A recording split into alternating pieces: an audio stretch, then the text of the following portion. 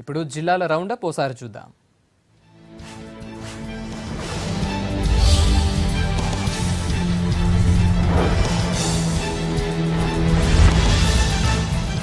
ఖమ్మం జిల్లా ఇల్లెందులో పర్యటించారు రాష్ట్ర మంత్రి తుమ్మల నాగేశ్వరరావు. టౌన్లో కొత్తగా నిర్మించిన గిరిజన బాలుర హాస్టల్ను ఆయన ప్రారంభించారు. ఇటీవల కాంగ్రెస్ పార్టీకి రాజీనామా చేసిన మున్సిపల్ చైర్మన్, కౌన్సిలర్లు మంత్రిని కలిశారు. వాళ్లంతా టీఆర్ఎస్ లో చేరేందుకు సిద్ధమవుతున్నారు. వరంగల్ జిల్లా Chelpur Kakatiya thermal power plant contract కార్మికులు ధర్నాకు దిగారు. జాబ్స్ పర్మనెంట్ చేయడంతో పాటు భూ నిర్వాసితులకు ఉద్యోగాలు కల్పించాలని డిమాండ్ చేస్తూ ధర్నా చేశారు. ఎన్నికల ముందు కాంట్రాక్ట్ ఉద్యోగుల్ని రెగ్యులరైజ్ చేస్తామన్న కేసీఆర్ ఇప్పుడెందుకు స్పందించడం లేదంటూ ప్రశ్నించారు. కేంద్ర ప్రభుత్వ కార్మిక వ్యతిరేక విధానాలపై వచ్చే నెల 2న దేశవ్యాప్త సమ్మెకు సిద్ధమవుతున్నాయి కార్మిక సంఘాలు. సమ్మెకు మద్దతుగా మెదక్ జిల్లా సిద్దిపేటలో భారీ బైక్ ర్యాలీ నిర్వహించారు యూనియన్ నేతలు. కార్మికుల సంక్షేమం కోసం పథకాలు అమలు చేయాలని డిమాండ్ చేశారు.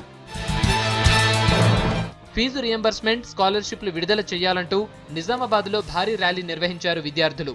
రాజీవ్ గాంధీ ఆడిటోరియం నుంచి కలెక్టరేట్ వరకు ప్రదర్శన చేశారు. పెండింగ్ లో ఉన్న 2,000 కోట్ల రూపాయల్ని వెంటనే రిలీజ్ చేయాలని డిమాండ్ చేశారు. ప్రాణహిత చేవెళ్ల ప్రాజెక్టును ప్రభుత్వం యథావిధిగా కొనసాగించాలని డిమాండ్ చేశారు నిజామాబాద్ జిల్లా కాంగ్రెస్ నాయకులు.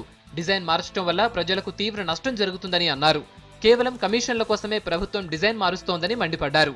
డిజైన్ మార్చడం వల్ల కలిగే లాభాలేంటో ప్రజలకు వివరించాలని డిమాండ్ చేశారు.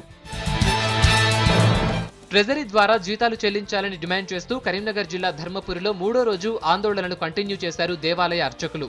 సాధారణ పూజలు మినహా ఆర్జిత సేవలన్నీ నిలిచిపోవడంతో భక్తులు ఇబ్బందులు పడ్డారు. అర్చకుల తీరుపై అసహనం వ్యక్తం చేశారు. అర్చకులు మాత్రం తమ డిమాండ్లు నెరవేర్చే వరకు సమ్మె కొనసాగుతుందన్నారు. నల్గొండ జిల్లా మిర్యాలగూడ నియోజకవర్గంలో పర్యటించారు విద్యుత్ శాఖ మంత్రి జగదీష్ రెడ్డి. పర్యటనలో అభివృద్ధి కార్యక్రమాలను ప్రారంభించారు మంత్రి. వేములపల్లి మండలంలో బాలికల హాస్టల్ను ఆయన ప్రారంభించారు. తమ ప్రభుత్వం ప్రజలకు ఇబ్బందులు లేకుండా వసతులు కల్పించడంలో ముందుంటుందని చెప్పారు మంత్రి.